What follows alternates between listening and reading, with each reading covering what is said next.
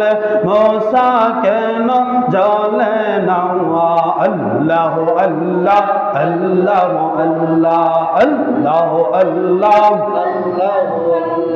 আল্লাহ আল্লাহ আল্লাহ আল্লাহ আল্লাহর নবী ইউনুস ছিল মাছে তাকে আহার করলো আল্লাহর নবী ইউনুস ছিল মাছে তাকে আহার করলো মাছের পেটে রইল ইউনুস মাছের পেটে রইল ইউনুস হজম কেন হইল না আল্লাহ আল্লাহ আল্লাহ আল্লাহ আল্লাহ আল্লাহ আল্লাহ আল্লাহ আল্লাহ আল্লাহ আল্লাহ আল্লাহ আল্লাহ আল্লাহ লা ইলাহা ইল্লাল্লাহ মুহাম্মাদুর রাসূলুল্লাহ সাল্লাল্লাহু আলাইহি ওয়াসাল্লাম।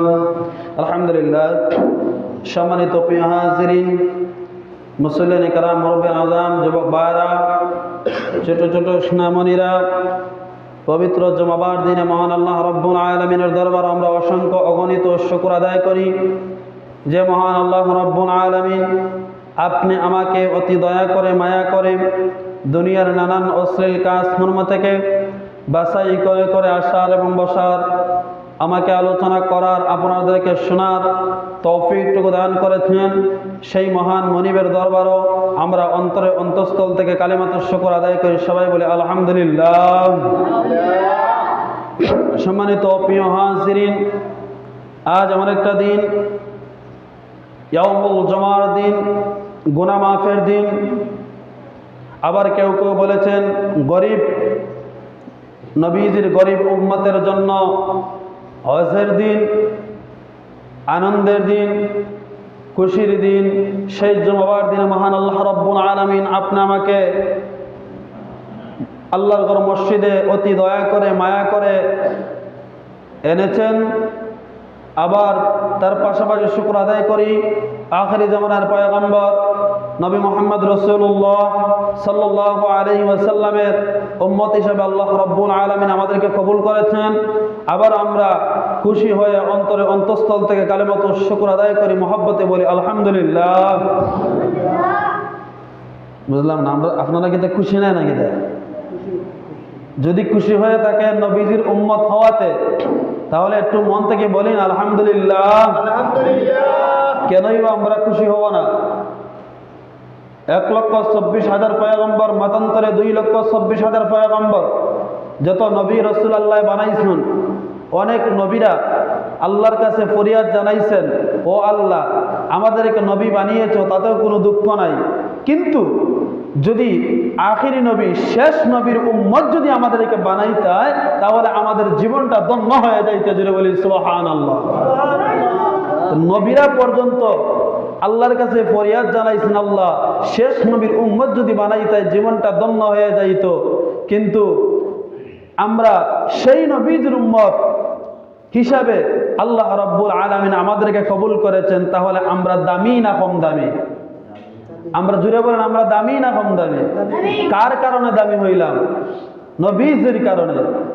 নবীজির উম্মত হওয়াতে, নবীজির কারণে আমরা কিন্তু দামি হয়ে গেছি। শ্রেষ্ঠ নবী, আমরা শ্রেষ্ঠ উম্মত। আল্লাহ বলেছেন নবী গো, আপনি নবীকেও আমি আল্লাহ শ্রেষ্ঠ নবী বানাইলাম, আপনার উম্মতদেরকেও আমি আল্লাহ শ্রেষ্ঠ উম্মত বানাইলাম। জোরে বলেন সুবহানাল্লাহ। কেনই না আল্লাহ শ্রেষ্ঠ বানাইবেন না? সেটা তো আল্লাহ তাআলা কোরআনে বলে দিয়েছেন। আল্লাহু আকবার, আল্লাহু আকবার ওয়ালিল্লাহিল হামদু। বিসমিল্লাহির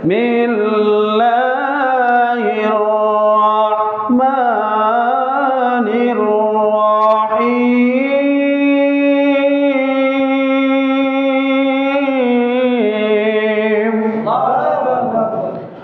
ওয়া মা আরসালনাকা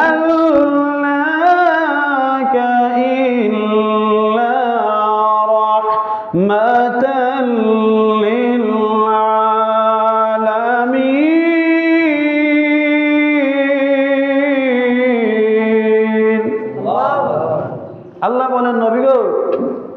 আপনাকে আমি আল্লাহ রাহমাতুল লিল আলামিন, আমি আল্লাহ যত জাগার জন্য, আমি আল্লাহর সৃষ্টি জগতের যত জাগার জন্য আমি আল্লাহ রব, তত জাগার জন্য আপনি নবীকে আমি আল্লাহ রহমান অর্থাৎ রহমত হিসাবে পাঠিয়েছি। জুড়ে বলি সুবহানাল্লাহ। আমার আল্লাহ যত জাগার জন্য রহমান, তত জাগার জন্য আমার আপনার নবী রাহমাতুল লিল আলামিন। নবীজির দয়ার আর মায়ার কোনো অভাব নাই। তো আল্লাহ তাআলা বলেছেন, নবী গো, আপনাকে আমি আল্লাহ শ্রেষ্ঠ নবী বানাইয়া দুনিয়ায় পাঠিয়েছি, এমনকি আপনার উম্মতদেরকে আমি আল্লাহ উম্মতে মুহাম্মদী শ্রেষ্ঠ নবীর উম্মত হিসাবে আমি আল্লাহ পাঠিয়েছি। তাহলে বোঝা গেল আমরা শ্রেষ্ঠ নবীর, আমরা শ্রেষ্ঠ উম্মত। আমার কথার সাথে মিলাইয়া দেখেন, আমরা শ্রেষ্ঠ নবীর শ্রেষ্ঠ উম্মত। তাহলে শ্রেষ্ঠ নবীর উম্মত যখন আমরা দাবি করি, শুধু দাবি করলেই হবে না, কাজে কর্মে মিল থাকতে হবে। আমরা শ্রেষ্ঠ নবীর শ্রেষ্ঠ উম্মত, কথা বলেন ঠিক কিনা? কাজে কর্মে আপনি আমার মিল থাকতে হবে। কেননা আল্লাহর নবী বলেন, আমার উম্মত যারা যারা আমি নবীজির মহব্বত, আমি নবীজির ভালোবাসা অন্তরের মধ্যে ভরপুর রেখেছে, কিয়ামতের ময়দানে আমি নবীজি আমার উম্মতদেরকে সুপারিশ করে করে জান্নাতে নিয়ে যাবো। জোরে বলি সুবহানাল্লাহ। তো নবীজি বলেছেন আমার উম্মত। আমার উম্মত কারা? যারা আল্লাহকে ইত্তাকুল্লাহ, যারা আল্লাহকে পরিপূর্ণভাবে ভয় করেছে,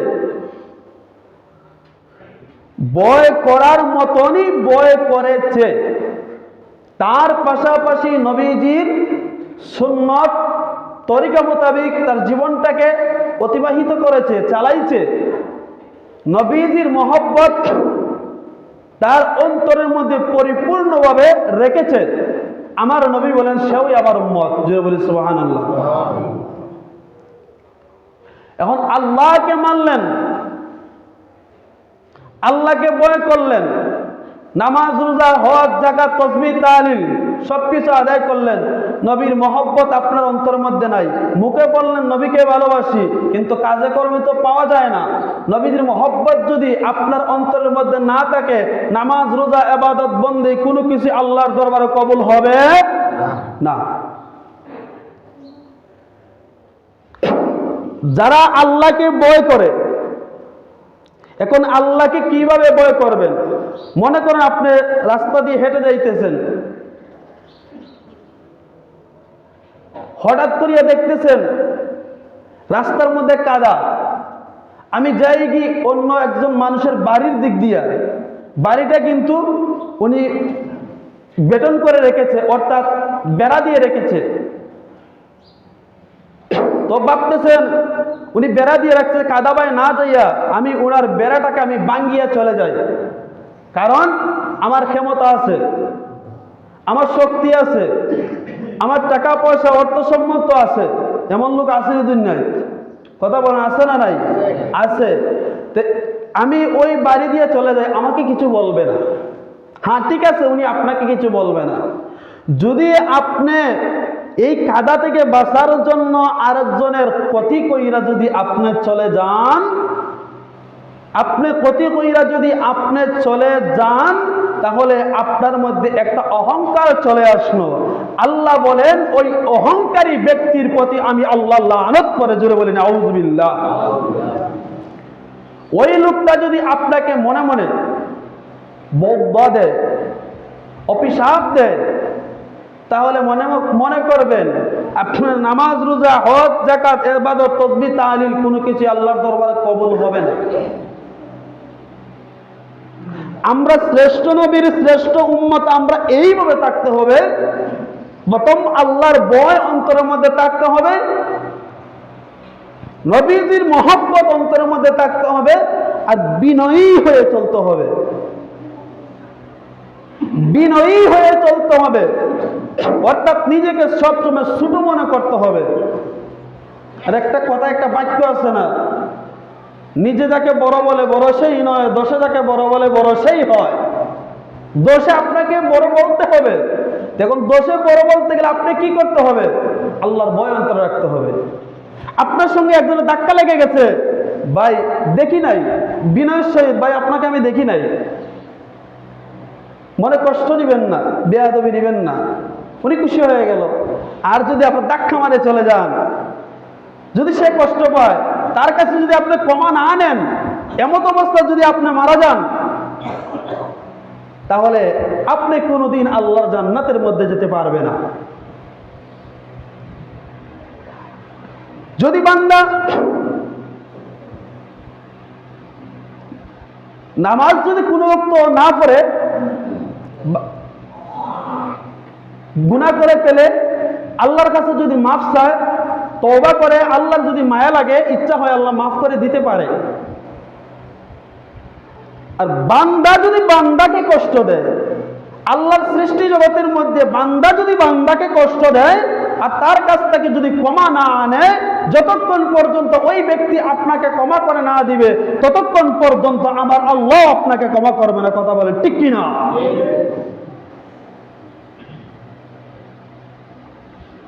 বাবা, এই দুনিয়ার মধ্যে আমরা এমন ভাবে চলতে হবে যেমন আমাদের আকাবেররা, আমাদের বুজুর্গানে কেরামগণ, আপনারা দেখেছেন তারা কিভাবে চলেছেন, কিভাবে থাকছেন, কিভাবে কষ্ট সহ্য করছেন। তারা ওই আশিক রাসূল, আর আমরা মুখ দিয়ে আশিক রাসূল আমরা দাবি করি, ঠিক আছে, কিন্তু অন্তরে নাই। অন্তর দিয়ে করতে হবে।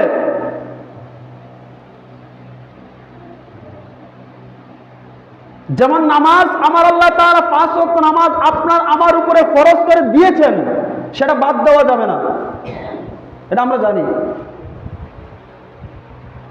আল্লাহ বলছেন দাঁড়িয়ে পারো না বসে পড়ো, বসে পারো না শুয়ে পারো, শুয়ে পারো না ইশারায় করো।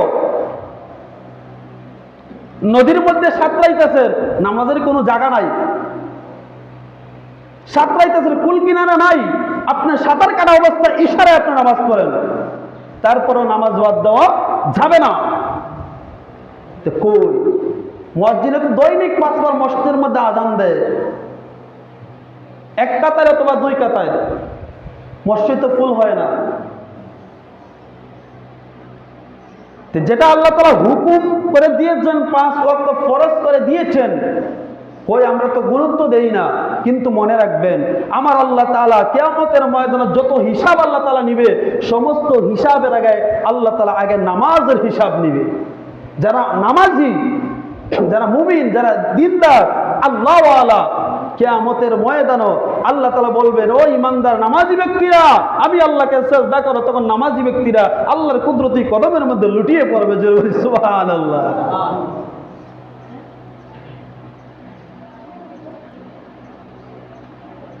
নামাজ পড়ি, রোজা রাখি, হজ করি, যাদের উপর হজ ফরজ হয়েছে, যাকাত দেই, এগুলো আমরা কেন করি? আল্লাহকে সন্তুষ্টি করার জন্য।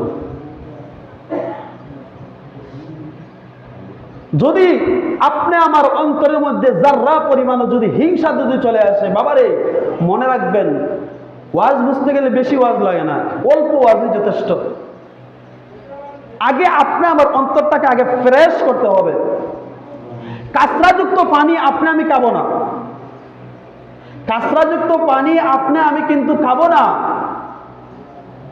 কিন্তু অন্তরের মধ্যে যদি অহংকার থাকে, তাহলে যতই ইবাদত করো এটা কিন্তু কাঁচরাযুক্ত হয়ে যাবে, এটা কিন্তু আল্লাহর দরবারে কবুল হবে না, এটা কিন্তু ঝুলন্ত অবস্থায় থাকবে, এটা কবুল হবে না। আর অন্তর ফ্রেশ থাকতে হবে, অহংকার মুক্ত থাকতে হবে, মুনাফিকি এগুলো দূর করতে হবে। নামাজ, রোজা, হজ, যাকাত, দাড়ি, টুপি, মিসওয়াক সব কিছু আছে, যদি মুনাফিকি যদি তাকে যাররা পরিমাণ, কোনো কিছুই কবুল হবে না। মুনাফিকের কিন্তু 3টা আলামত।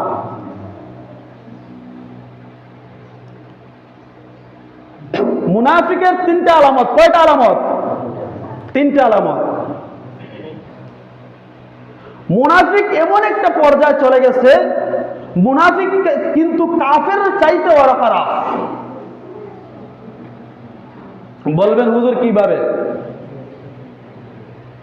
যদি আপনারা যারা কৃষি করেন, মানে জমিন করেন, ধান ফলান, এই ধানের মধ্যে শোষা আছে না নাই? কথা বলেন, আছে না নাই? আছে। ধানের মধ্যে আরেকটা আছে, আপনার আমাদের গ্রাম্য ভাষা বলে কুটকাল। কুটকাল নেই? কুটকাল আছে না নাই? আগারি যেটাতে বলে, আছে। যদি ধানের মধ্যে যদি শোষা থাকে, তাহলে ধানের ক্ষতি হবে, বেশি একটা ক্ষতি হবে না। আর যদি কুটকাল যদি থাকে, তাহলে কিন্তু ধানের ক্ষতি হবে। কথা বলেন ঠিক কিনা? ক্ষতি হবে। তো ঠিক তেমনি ভাবে মুনাফিকের তিনটা আলামত, ওই তিনটা কি আমরা বেরিয়ে আসতে হবে। তাহলে দেখবেন নামাজ, রোজা, ইবাদত, বন্দেগী, আল্লাহরে ডাকতে গেলে মনের মধ্যে আনন্দ লাগবে, শান্তি লাগবে। নামাজ যতই পড়বেন ততই ভালো লাগবে, রোজা যত পড়বেন ততই ভালো লাগবে, তাসবিহ যতই পড়বেন ততই আপনি আমার ভালো লাগবে। এক নম্বর, মুনাফিক কথায় কথা মিথ্যা কথা বলব। এমন মিথ্যা কথা বলবো বাবা রে বাবা, তার কাছে প্রেসিডেন্টও ফেলি দেখে।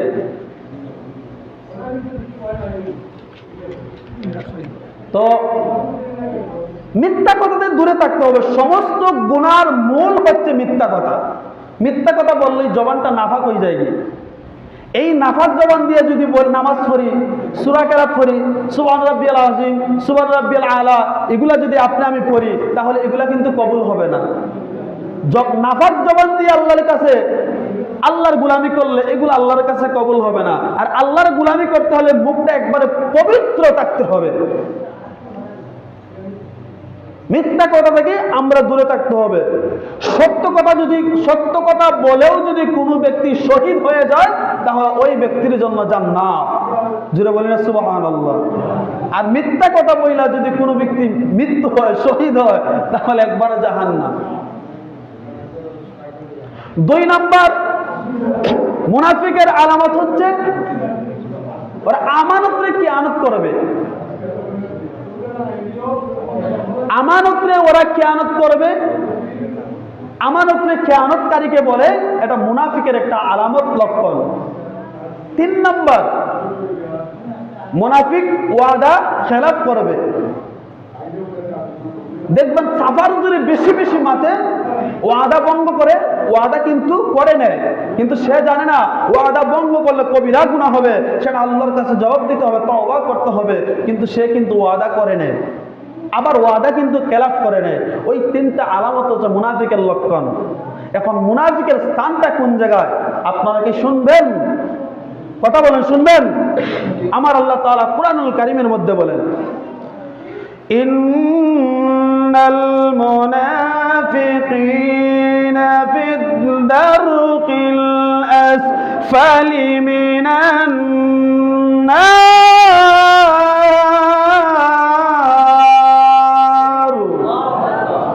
আমার আল্লাহ রাব্বুল আলামিন বলেন, রে দুনিয়ার মুনাফিকরা শুনে নাও, এই 3টা খাসিয়ত যার মধ্যে আছে বেশি বেশি মিথ্যা কথা বলা, আমানতরে কিয়ানত করা, ওয়াদারে খেলাফ করা, ওয়াদা ভঙ্গ করা, এই 3টা আলামত হচ্ছে মুনাফিকের লক্ষণ। এই 3টা আলামত যার মধ্যে আছে, মনে রাখো ফিদ্দারকিল আসফালি মিনান নার, নিশ্চয় তোমাদের স্থান হচ্ছে জাহান্নাম। কথা বলেন ঠিক কি না? তাহলে এই মাওলার জাহান্নামের মধ্যে কোন মানুষ যায় থাকতে পারবে না। জাহান্নাম ভয়ঙ্কর অবস্থা। এজন্য এগুলা থাকতে আমরা যখন কথা বলবো একটু খেয়াল করে যেন আমরা কথা বলি, ভালো হবে। যদি আমরা আমানত রাখি, খেয়াল করে যেন আমানত রাখি। ওয়াদা যখন করি, খেয়াল করে যেন ওয়াদা করি। কেননা মহান যদি একটু ব্যতিক্রম হয়, মহান আল্লাহ রাব্বুল আলামিনের কাছে কিন্তু জবাব দিতে হবে। সুতরাং আমরা শ্রেষ্ঠ নবীর শ্রেষ্ঠ উম্মত, আমরা শ্রেষ্ঠ নবীর শ্রেষ্ঠ উম্মত। আমরা কিয়ামত ময়দানে আল্লাহ তাআলা বান্দাকে মাফ করে দেওয়ার জন্য আল্লাহ তাআলা উসিলা তুকাইবে, বান্দারে তুই দুনিয়াতে কোন উসিলা করছিস না, কারণ আপনি আমার আমল দিয়া, হিসাব দিয়া, আমলের কারণে আমরা কোনোদিন জান্নাতে যেতে পারবো না। কথা বলেন ঠিক কি না? কোন ব্যক্তি আমলের কারণে জান্নাতের মধ্যে যেতে পারবো না। আমার আল্লাহ বলেছে নবী গো আপনি মন ঘাবড়াইবেন না, আপনি দুর্বল হবেন না। আপনার উম্মতের জন্য আমি আল্লাহ কিয়ামতের ময়দানে উসিলা তালাশ করব, যদি দেখবো কোন না কোন উসিলার কারণে আমি আল্লাহ তোমার উম্মতদেরকে মাফ করে দিতে পারি। জুড়ে বলি সুবহানাল্লাহ। উসিলা কি? মনে করেন একটা মসজিদ নির্মাণ করার জন্য গ্রামবাসী মহল্লাবাসী আটক হয়ে গেছে, আপনার যদি সমর্থ থাকে, অতএব আপনার সমর্থ নাই, আপনি যদি পারেন সহযোগিতা করিয়া যদি আপনি একটা মসজিদের মধ্যে যদি আপনি সহযোগিতা করতে পারেন, এটাই কিন্তু যদি খাঁটি নিয়তে সওয়াবের নিয়তে আল্লাহকে সন্তুষ্টি করার জন্য মানুষকে নামাজের জায়গা ব্যবস্থা করে দিতে পারেন, এটাই কিন্তু আল্লাহ যদি কবুল করে নেয় কিয়ামতের ময়দানে আল্লাহ তাআলা এটাই আপনার জন্য নাজাতের জরিয়া হয়ে যাবে। জুড়ে বলেন সুবহানাল্লাহ। একটা অসহায় মানুষ, অসহায় মানুষদেরকে যদি আপনার সহযোগিতা করেন, সহায়তা করেন, আপনার একটু উসিলার কারণে, আপনার একটু সাহায্য সহযোগিতার কারণে ওই মানুষটা যদি একটু সফল হয়ে যায়, অসহায় মানুষ যদি সফল হয়ে যায়, ওই মানুষটা আপনার জন্য মন থেকে দোয়া করব, বাবারে এই দোয়া এমনভাবে আপনার জন্য কবুল হতে পারে আপনি কোটি টাকা দিয়েও এই দোয়া ব্যবস্থা করতে পারবেন না। কথা বলেন ঠিক কিনা? এমন হচ্ছে লাখ লাখ কোটি কোটি টাকার মালিক আছে কিন্তু তার মনে অশান্তি, কোনো শান্তি নাই। এমন আছে গরিব দরিদ্র অসহায় কিন্তু মানুষের জন্য কল্যাণ করে, সমাজের জন্য কল্যাণের কাজ করে, অসহায়তার সামনে পাশে দাঁড়ায়, বিধবাকে আশ্রয় দেয়, এতিম মিসকিনদেরকে খাবার তুলে দেয়। দেখবেন তার ঘরে তিন বেলা খাবার নাই, কিন্তু দেখেন সে শান্তিতে আছে, শান্তিতে আল্লাহর গোলামি করতেছে, শান্তিতে সে তার দিন রাত পার হইতেছে। কারণ তার প্রতি মানুষের একটা দোয়া আছে, নেক দোয়া আছে। আপনি আমি যদি মানুষের কাছে নেক দোয়া যদি আমরা আশা করি, নেক দোয়া যদি আমরা পাইতে চাই, তাহলে আমরা কি করতে হবে? তাহলে আমরা আল্লাহর ভয় অন্তরের মধ্যে রাখতে হবে, নবীর মহব্বত অন্তরের মধ্যে রাখতে হবে, আর মানুষের সাথে সুন্দর সুন্দর আচরণ, কথাবার্তা, নম্রতার সহিত, বিনয়ের সহিত আপনি আমি চলতে হবে। এটা আমার নবী শিক্ষা দিয়ে গেছেন। আজকে আমি যদি অহংকারী তাকাব্বুরি আমরা দেখাই, বাবারে সেই শরীরের মধ্যে শক্তি ক্ষমতা থাকবে না, একদিন সব চলে যাবে। একটা মানুষ যখন ইন্তেকাল করে, লাশটা সামনে নিয়ে যখন আমরা অনেকে আমরা বক্তব্য দেই, ওই মানুষটা দুনিয়াতে কেমন ছিল, কি করছিল, তার চলাফেরা কেমন ছিল,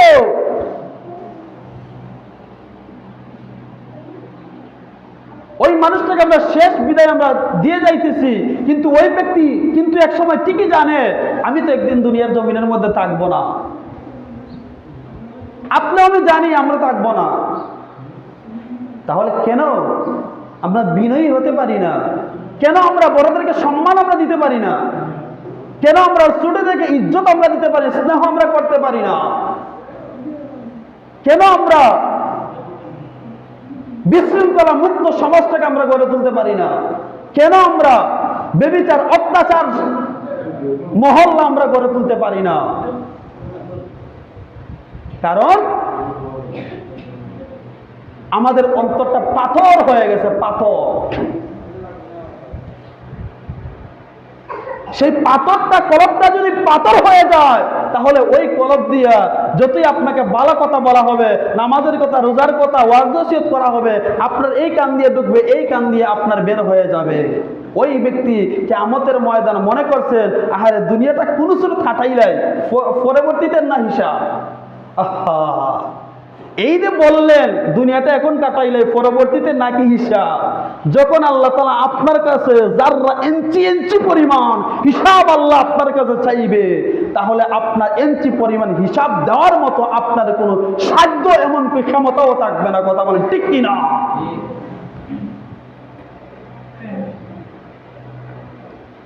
মহান মালিক, মহান রাব্বুল আলামিন আমাদের কত দয়া করেছে, মায়া করে। আল্লাহ বলছে বান্দা তুই গুনাহ করে ফেলেছিস, তুই তওবা কর, তওবা করলে আমি আল্লাহ তোকে মাফ করে দিব। বান্দা তোর রিজিকের প্রয়োজন, তুই নামাজের মুসল্লা সেজদায় পড়ে যা, সেজদা দুইটা সেজদা দিয়ে আমি আল্লাহর কাছে কাঁদ। কারণ রিজিকের মালিক তো মানুষ না, রিজিকের মালিক জোরে বলে কে? আল্লাহ। আল্লাহ তাআলা কোরআনের মধ্যে বলেছেন ওয়াল্লাহু খায়রু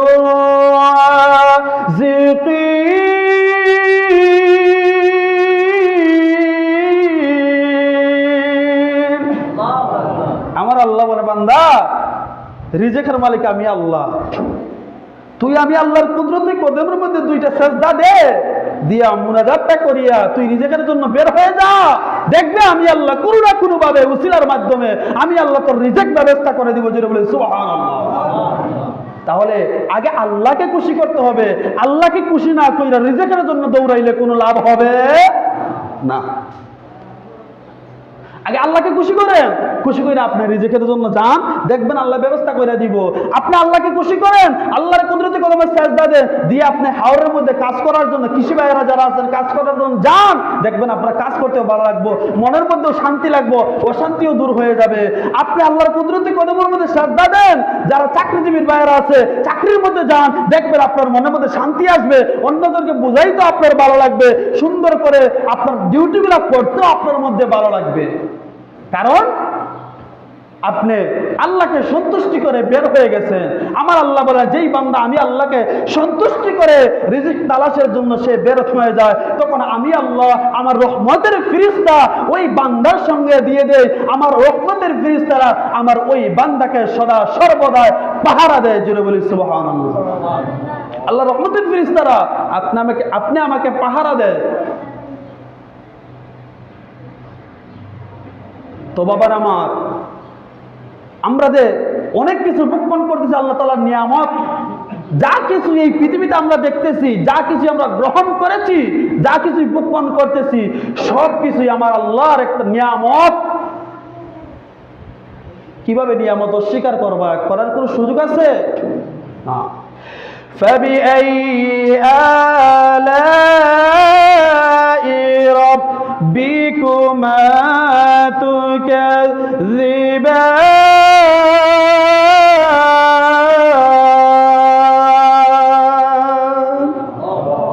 জোরে বলেন আল্লাহু আকবার।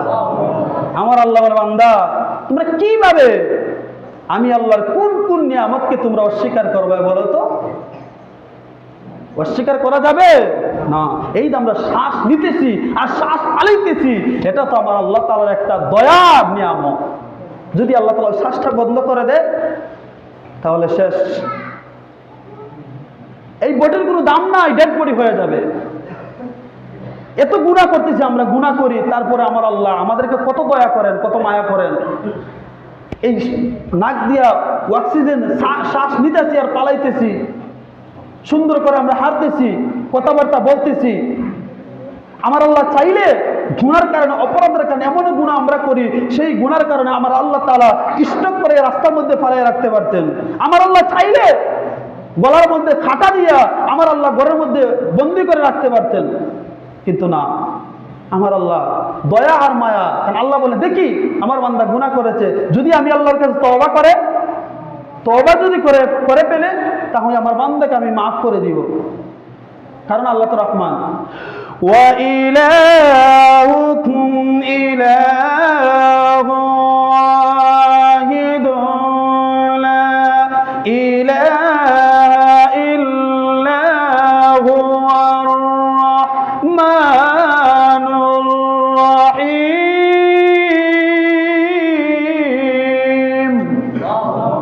আমার আল্লাহ বলেন, বান্দারে আমি আল্লাহ রহমান, আমি আল্লাহ যেমন ছিলাম তেমনই আছি, তেমনই থাকবো। আমি আল্লাহর দয়ার আর মায়ার কোনো অভাব নাই। বান্দা যখন আল্লাহর সিফতি নাম নিয়ে আল্লাহর কাছে অনুনয় বিনয় করে আল্লাহর কাছে যখন কাঁদবে, আল্লাহ বলে, আবার বান্দা যতই গুনাহ করুক না কেন, বান্দা যত অবাক করি আমি আল্লাহর কাছে কাঁদে, বান্দার চোখের পানি নাকের আগায় আসার আগে আগে আমি আল্লাহ মাফ করে দিব। জোরে বলি সুবহানাল্লাহ। বাবারে, আমরা গুনাহ করেছি, মাথা থেকে পা পর্যন্ত আমরা গুনাহের উপর ডুবন্ত, কিন্তু নিঃশ্বাসের কোনো বিশ্বাস নাই। একটা কথা বলে দিয়ে যায়, নিঃশ্বাসের কোনো বিশ্বাস নাই। আমরা কয় মিনিট, কয় ঘন্টা, এগুলা নির্ধারণ করা নাই। কিছু সময়ের জন্য আমরা এসেছি মুসাফিরের হালতে, আবার কখন জানি যাইতে হয় বলা যায় না। তো যাইবেন দিয়ে কি নিয়ে যাবেন, এখনো সময় আছে বাবা। সদা সর্বদা আল্লাহর কাছে আপনি আমি সবাই যেন আমরা তওবা করি। যারা আল্লাহর কাছে সদা সর্বদা তওবা করে, আমার আল্লাহ রাব্বুল আলামিন ওই এলাকার মধ্যে রহমত নাজিল করে। জোরে বলি সুবহানাল্লাহ। যে এলাকার মানুষ সদা সর্বদা আল্লাহর কাছে তওবা করে, আল্লাহর শুকরিয়া আদায় করে, আমার আল্লাহ তাআলা ওই এলাকার মধ্যে শান্তি দান করে। জোরে বলি সুবহানাল্লাহ। বাবারে আমরা গুনার কারণে, আমরা অপরাধের কারণে বিভিন্ন ঝামেলা, বিভিন্ন মুসিবত, বিভিন্ন গজব দিয়ে আল্লাহ তাআলা আপনি আমাকে পরীক্ষা করতেছেন। আপনি আমি কি টের পাই না? আপনি আমি কি বুঝতে পারি না? তাহলে কেন এত অশান্তি পৃথিবীতে, এত জুলুম, অত্যাচার, ব্যভিচার? আমাদের গুনার কারণে।